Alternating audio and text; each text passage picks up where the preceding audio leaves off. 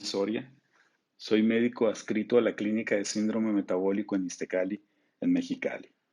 Estoy muy contento porque la Dirección de Enseñanza e Investigación me ha hecho el favor de invitarme a participar en este nuevo programa de autoaprendizaje virtual de educación en salud en el instituto, de tal forma que yo voy a platicar con ustedes sobre síndrome metabólico. Específicamente, vamos a partir de una pregunta. ¿En verdad existe el síndrome metabólico como una enfermedad? ¿O es solo una suma de determinantes de riesgo? Eso es lo que vamos a descubrir. Este es el objetivo que yo me he planteado, sensibilizarlos a ustedes en los beneficios cardiovasculares al integrar un diagnóstico temprano y brindar un tratamiento oportuno del síndrome metabólico.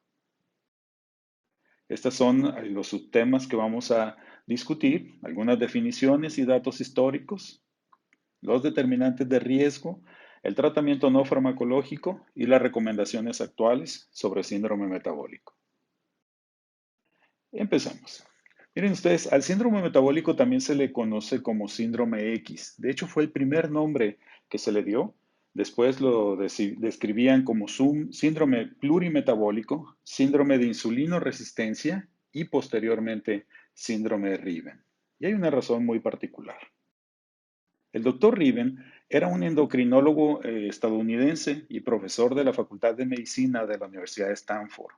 El doctor Riven descubrió el papel de la resistencia a la insulina en muchas otras enfermedades, incluida la enfermedad coronaria, la hipertensión, la hiperglicemia y dislipidemia.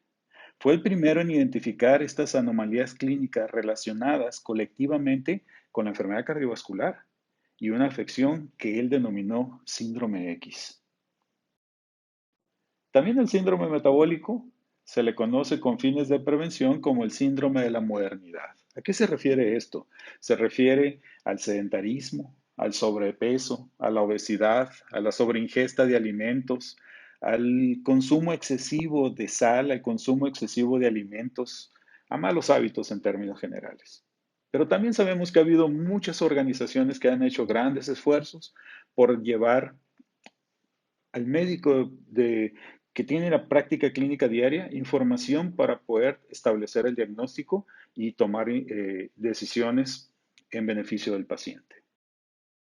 La Organización Mundial de la Salud en 1998, en su grupo de trabajo en diabetes, fue el primero que sentó las bases para definir criterios de este tratamiento. El Grupo Europeo de Resistencia a la Insulina en 1999 empezó a también aportar, al igual que el Programa Nacional del Colesterol a través del ATP3, el Colegio de Endocrinólogos Clínicos en el 2003 y en el 2005 la Federación Internacional de Diabetes, que estableció el consenso mundial para síndrome metabólico, que es lo que ustedes están viendo en pantalla. Pero vean qué interesante lo que dice la primera página del. El síndrome metabólico es un grupo de los más peligrosos factores de riesgo para infarto al miocardio, y estos son diabetes y glucosa plasmática elevada en ayunas, obesidad abdominal, colesterol alto y presión arterial alta. La Federación Internacional de Diabetes estima que el 20 al 25% de la población adulta padece síndrome metabólico. Y ellos dicen también que los pacientes con síndrome metabólica tienen doble de posibilidades de morir y 3 veces más probabilidades de sufrir un ataque cardíaco o un derrame cerebral en comparación con las personas sin síndrome metabólico. Por lo tanto, esto toma un gran valor para hacer un diagnóstico oportuno y también brindar un tratamiento específico. Pero bueno, ¿qué es el síndrome metabólico? Primero empecemos con la definición de síndrome. Como todos ustedes saben, síndrome es un conjunto de síntomas que se presentan juntos y son característicos de una enfermedad o de un cuadro patológico determinado, provocando en ocasiones por la concurrencia de más de una enfermedad. Y entonces, si vemos los criterios para el diagnóstico de síndrome metabólico, empecemos con los de la Organización Mundial de la Salud. Observen ustedes, la Organización Mundial de la Salud decía, la resistencia a la insulina por uno más de los siguientes medios es como debiera definirse el síndrome metabólico, más dos de los siguientes criterios. Observen ustedes la parte superior y vean los criterios de la parte inferior. Es, yo creo que un poquito complejo. No era fácil. Sin embargo, en el Programa Nacional del Colesterol de los Estados Unidos, a través del programa ATP3, se definió lo siguiente. El ATP3 decía, se debe considerar primero la obesidad abdominal en hombres y mujeres, y bien en el nivel de definición. También se debe considerar triglicéridos, el HDL, la presión arterial y glucosa. Pero fue la Federación Internacional de Diabetes quien estableció más claramente estos criterios, y creo que esto puede ser de gran ayuda para todos nosotros en la práctica clínica diaria. Ella dice, la federación entonces debe ser cintura, circunferencia de cintura, la glucosa, la presión arterial, el HDL y los triglicéridos, los determinantes de riesgo que deben ser considerados para establecer el diagnóstico de síndrome metabólico. Dice la Federación Internacional de Diabetes, el primer punto es obesidad central. Se requiere demostrar que el paciente tiene obesidad central para poder establecer el criterio de síndrome metabólico. En este caso, se debe medir la circunferencia de cintura y se debe tomar en cuenta valores étnicos específicos. En México, después de la Encuesta Nacional de Salud 2000, en ese caso se consideró la circunferencia de cintura 80 para mujeres y 90 o más en hombres, de tal forma que si un paciente tenía 80 o más y era mujer, o 90 o más y era hombre, nosotros ya podríamos definir que ese paciente tiene obesidad central. Pero no es suficiente. Se ocupa obesidad central más dos de estos criterios que están aquí abajo. Es decir, triglicéridos mayor o igual a 150 o tratamiento específico, colesterol HDL bajo, menor de 40 en hombres o menor de 50 en mujeres y tratamiento específico, que en este momento no hay, presión sanguínea elevada, la sistólica mayor de 130 o diastólica mayor de 85 o diagnóstico previo o tratamiento previo para hipertensión. Si en el caso de glucosa dice que es una glucosa mayor o igual a 100 miligramos por decilitro, es decir, un estado prediabético o diagnóstico previo para diabetes mellitus. En ese caso, la Federación Internacional de Diabetes dice, se requiere pues obesidad central más dos de los criterios que están listados para ser considerado el diagnóstico de síndrome metabólico. Sin embargo, hay, hay muchas controversias en este. Este es un documento muy interesante donde habla justamente de cómo los criterios podrían no ser eh, muy concluyentes, donde pareciera que pues no existe tal enfermedad, y hay unos datos ahí de mucho valor que sería muy bueno que todos tuvieran la oportunidad de poderlo leer. Y con ello, nosotros tendríamos que replantearnos la pregunta que les hice al inicio. ¿En verdad existe el síndrome metabólico? ¿Realmente existe como enfermedad o como una entidad patológica? Miren ustedes, en el CIE-10 que nosotros usamos, no existe el síndrome metabólico. Si ustedes buscan en el diagnóstico, síndrome metabólico no existe. En el CIE-11 tampoco existe. Entonces, ¿por qué nosotros le estamos dando importancia a una enfermedad que al parecer no existe? Vean por qué sí le debemos de dar importancia. Esta es la página del Instituto para la Evaluación de Métricas en Salud, que es un instituto de investigación que trabaja en el área de estadísticas de salud en el mundo y de evaluación del impacto de esas enfermedades, y pertenece a la Universidad de Washington en Seattle. Y vean ustedes datos sobre México. Pregunta, ¿qué causa la mayoría de las muertes en México? Estamos hablando de que los datos más actuales son del 2017, pero vean la enfermedad número 1, cardiopatía isquémica. ¿Cuál es la número 3? Diabetes. Pero si se fijan en esta imagen, hace un análisis del porcentaje de cambio del 2007 al 2017. El porcentaje es de 60.4. Eso quiere decir que se incrementaron las muertes por cardiopatía isquémica del 2007 al 2017 un 60.4%, y las muertes por diabetes un 57.3%. Pero entonces es una enfermedad que no existe y donde la diabetes juega un rol importante, donde la cardiopatía isquémica es una de las complicaciones más frecuentes en los pacientes que tienen síndrome metabólico. ¿Ok? ¿Qué es lo que causa la mayoría de las muertes prematuras? Vean ustedes. El número 1 es violencia interpersonal, no nos interesa. Bueno, sí es de importancia, pero no para el tema. Y vean ustedes el número 2, cardiopatía coronaria. Vean qué pasa con diabetes en cuarto lugar. Pero vean dónde estaba en el 2007, en el sexto. y tiene un incremento, un porcentaje de cambio de 53.4%. Del lugar número 6 se fue al número 4 y cardiopatía isquémica se mantiene desde el 2007 en tercer lugar. Ahora, ¿qué problemas de salud causan la mayoría de las discapacidades? Bien, como diabetes es el problema número uno de salud pública que causa la mayoría de las discapacidades. Esto lo dice el instituto, ya les describía. En el 2007 fue el número uno, en el 2017 también, y vean el porcentaje de cambio, 53.8%. Por lo tanto, esto es un tema que debía ser de interés para nosotros. ¿Por qué? Porque estamos hablando de las principales causas de años vividos con discapacidad y el porcentaje de cambio es muy alto. Entonces, estamos hablando de una enfermedad que no existe y diabetes es una de las condiciones o determinantes de riesgo en el síndrome metabólico. Pero, ¿qué podríamos hacer? Esto es de mucho valor. ¿Por qué? Porque si ciertamente la obesidad central va a promover el desarrollo de resistencia a la insulina, y esto es una de las bases fisiopatológicas para desarrollar síndrome metabólico, bueno, a un paciente que tiene obesidad y una glucosa elevadita, como luego le decimos a los pacientes, tiene la opción de desarrollar diabetes tipo 2 después del síndrome metabólico o enfermedad cardiovascular y una muerte prematura, como recién lo analizábamos. ¿Sí? Esto no es así de sencillo. Esto es mucho más complejo si nosotros lo analizamos desde una perspectiva fisiopatológica.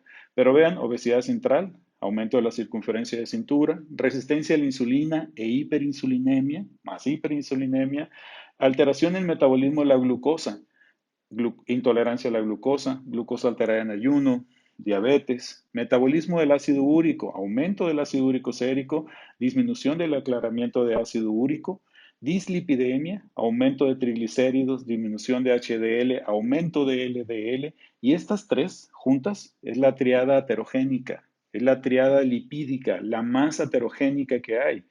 Pero también hay un componente hemodinámico, aumento de la actividad del sistema nervioso parasimpático, retención de sodio e hipertensión, entre otras cosas como aumento de la proteína C reactiva y de aumento del fibrinógeno. Pero entonces, ¿qué rol juega la obesidad en este caso? Vean ustedes. Si nosotros vemos esta imagen, ustedes observen que este es el tejido adiposo. Si hacemos un acercamiento, bueno, estamos hablando de células adiposas. El adipocito mide entre 10 y 200 micras, puede medir 10 o puede medir 200. Este adipocito pues forma el tejido adiposo, tiene un contenido lipídico, lo cual ese contenido lipídico representa el 95% de su masa celular.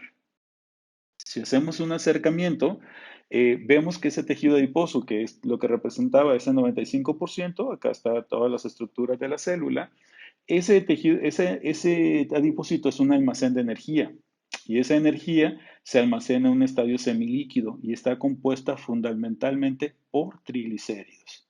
Entonces, el tejido adiposo es un órgano o una célula, conjuntamente forma tejidos y órganos, ya saben, que almacena energía. ¿Sí? Y así lo hemos sabido durante mucho tiempo. Pero no solo depende de qué tanta energía almacena, si almacena o no energía, sino cómo se distribuye ese tejido adiposo en todo el cuerpo. Por ejemplo, observen ustedes que esto es una distribución de tipo ginecoide. La mayor concentración de almacenamiento de energía se encuentra en la grasa y es de una distribución de tipo ginecoide. Pero ¿qué pasaría si la distribución es en la cintura? Bueno, es tipo manzana o tipo androide, ¿ok? Y esto es un dato de interés. ¿Por qué? Porque hoy sabemos que la grasa intravisceral incrementa el riesgo de desarrollar síndrome metabólico y riesgo cardiovascular. ¿Sí? Esta grasa intravisceral, la distribución de la grasa en la cavidad abdominal incrementa ese riesgo. Porque si bien el tejido adiposo es un órgano, es una célula, el adipocito y este grupo de células forma un tejido y este tejido forma un órgano que ya no es solo un órgano de almacenamiento de energía, sino también que ese órgano, en la medida que aumenta los depósitos de energía o almacenes de energía, se transforma en, en un órgano productor de adipocinas. ¿Qué son las adipocinas o adipoquinas? Son una serie de moléculas de señalización celular secretadas por el tejido adiposo. La primera que se descubrió fue la adipoquina, la primera adipoquina que se descubrió fue la leptina. Y la leptina tiene un rol muy importante con la obesidad. Pero también se ha demostrado que estas adipoquinas o adipocinas tienen un efecto proinflamatorio. ¿Y qué adipocinas se han encontrado? Factor de necrosis tumoral, interleucina 6, resistina, de tal forma que las adipocinas que se producen en el tejido adiposo no solamente tienen que ver con un rol del metabolismo de glucosa, sino también son eh, su- eh, mm, tienen un rol en la producción de algunas formas de cáncer, de resistencia a la insulina, de hipertensión, etcétera. De tal forma que, pues, que el tejido adiposo ya no es solo un órgano de almacén de energía, también es un órgano que produce adipocinas y estas tienen un efecto deleterio de la salud. Por eso es muy importante que nosotros hagamos un diagnóstico temprano del síndrome metabólico. ¿Por de una enfermedad que no existe, el síndrome metabólico no existe? Vean ustedes que la diabetes en el mundo, en México, perdón, de acuerdo con la encuesta nacional y nutrición 2018, el 10.3% padece diabetes. El 32.7% de la población mexicana tiene colesterol y triglicéridos elevados. Hipertensión, el 18.4%. Pero si ustedes toman esos tres factores y analizamos que el 75.2% de la población padece sobrepeso y obesidad, uno empezaría a pensar que la prevalencia de síndrome metabólico debe ser alta, o de importancia al menos, con fines de salud pública. Estas son las razones por las cuales un paciente tiene incrementado el riesgo de desarrollar enfermedad cardiovascular. Me refiero a pacientes con síndrome metabólico. Y vean cómo la obesidad y la dieta, el sedentarismo y la genética tienen mucho que ver y tienen que ver con un trastorno, una biosíntesis de ácidos grasos. Hay un trastorno o hay una alteración en el malonilcoenzima A, que es una molécula que se forma de la carboxilación de una acetilcoenzima A y que parte de un complejo enzimático de acetilcoenzima A. Tiene que ver esto con biosíntesis de ácidos grasos. Entonces es un tema sumamente interesante y que hay que revisar con mucho cuidado. Pero estamos hablando de que esos pacientes con esas características tienen un aumento en el riesgo cardiovascular. Y ustedes se preguntarán, ¿ese riesgo se puede medir? Sí, el riesgo cardiovascular se puede medir con este método, que es una calculadora de riesgo que elaboró, que propuso la Asociación Americana del Corazón y el Colegio de Cardiólogos. El método calcula el riesgo a 10 años de enfermedades cardiovasculares isquémicas. Ustedes entran a la página y el método pregunta la edad, el género, la raza, en este caso hay que poner otros, y hay que llenar todos los componentes que nos pide. Y les quiero proponer un caso. Es un hombre de 58 años de edad que tiene hipertensión de 10 años, diabetes de 6 años, tiene un índice de masa corporal de 37, la cintura 102, vean la presión, no fuma, vean la glucosa, la hemoglobina glicosilada y todas las variables que se requieren para estimar el riesgo ASCVD. Si nosotros colocamos los datos en la página, al hacer el cálculo, la calculadora nos ofrece un resultado y dice que este paciente tiene un riesgo de 15.9 puntos porcentuales de presentar un evento cardiovascular en los siguientes 10 años. Si nosotros estratificamos ese riesgo cardiovascular, como el paciente tiene 15.9, entonces nosotros encontramos que el paciente tiene un riesgo intermedio de presentar un evento cardiovascular. La misma página nos ofrece estrategias de tratamiento y nos dice que el paciente se vería beneficiado con el tratamiento de estatinas. Pero si ustedes recuerdan, ese paciente tenía el colesterol discretamente elevado, los triglicéridos discretamente elevado, el HDL discretamente bajo, y vean que si lo hubiéramos recibido en la consulta, probablemente no le daríamos tratamiento. Pero en este caso, al haber estratificado el riesgo, incluso nos hace recomendaciones para el manejo de la presión arterial, el manejo para la diabetes. Entonces, hoy día nosotros entendemos pues que la grasa visceral sí incrementa el riesgo de síndrome metabólico, el riesgo cardiovascular. ¿Qué habría que hacer? Primero, reducción de peso del 5 al 10%. Hay que hacer restricción calórica. Hay que hacer cambios en la composición de la dieta y debe hacerse por un profesional de la nutrición. Hay que prescribir actividad física, 150 minutos de lunes a viernes, es lo que recomienda la Organización Mundial de la Salud. En relación a la hemoglobina glicosilada, si hay que reducir la hemoglobina glicosilada, en este caso menos de 7, los triglicéridos menos de 150 y que elevar HDL con dieta y ejercicio y mantener la presión menos de 130-80 con dieta y ejercicio también. ¿Realmente sirve una intervención con dieta y ejercicio? Este es el mejor ejemplo, el estudio de la prevención de la prevención de la diabetes, lo que ellos querían lograr era comparar si los cambios en el estilo de vida con metformina eran más efectivos para evitar la progresión a diabetes. 3.009 personas participaron, eran 3 grupos, cambios en el estilo de vida, metformina y placebo. ¿Qué encontraron? Los cambios en el estilo de vida se definieron como una pérdida de peso mayor al 7%, pero que además mantuvieran esa pérdida de peso y describieron claramente las intervenciones nutricionales, así como la actividad física, 150 mililitros por semana. ¿Cuáles fueron los resultados? Ellos encontraron en esta observen el tiempo de la aleatorización y la incidencia acumulada, encontraron que los cambios en el estilo de vida, esta raya verde, son más efectivos para prevenir el desarrollo de diabetes en pacientes con prediabetes y obesidad, que fue el grupo que se trató, que era más efectivo que la metformina, ¿ok? Suma de los resultados.